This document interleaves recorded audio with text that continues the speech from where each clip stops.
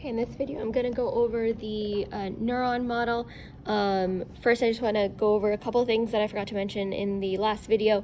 On your practical list, it also has sensory, motor, and interneuron. So on slide 27 in your lecture PowerPoint on neurons in the nervous system, you could find the difference of those. And then slide 28 has like pictures of those. So remember, sensory neurons get information from our different senses. Interneurons are what's found in the central nervous system, and that is what kind of figures out what to do with that information. And then our motor neuron sends information out from the central nervous system to an effector, so that would be a muscle or a gland. Another thing that I don't have in the PowerPoint that's mentioned on here is an anaxonic neuron. So it's a neuron that doesn't have an axon, so it just has like a cell body and dendrites. So I don't talk about that really in the lecture, but it's on your practical list. One thing I forgot to mention on the model of the ear is the vestibule. So if I take out this area here, this part here is the vestibule. And remember, this nerve here is the vestibulocochlear nerve. So this area of the nerve is the vestibular portion because it's connected to the vestibule. And this area here is the cochlear portion because it's connected to the cochlea. Okay, and then this is the vestibulocochlear nerve. So that was just one thing that I noticed was on your practical list that I forgot to mention.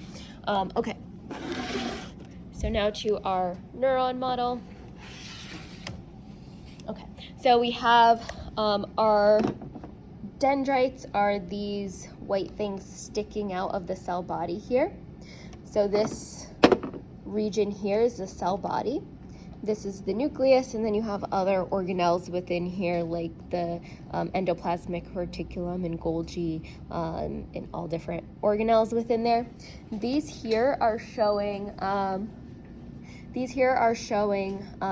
synaptic end bulb of another neuron, and this here would be like the axon terminal region. Okay, so this would be like a presynaptic neuron communicating with our postsynaptic neuron here.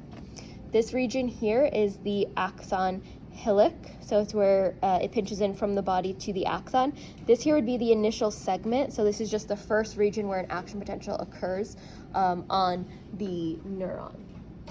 Okay, this here is the axon, and you can see like mitochondria within the axon there. This here is the myelin sheath, so remember it rolls around and around the axon, so these are all the layers of the myelin.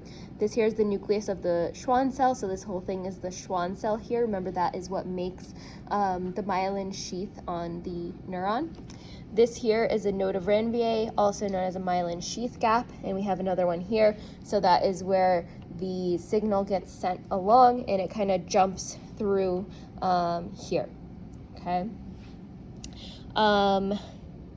This here is the neurolemma, and then this here is the endoneurium. Okay, and I believe that is all you need from your practical list.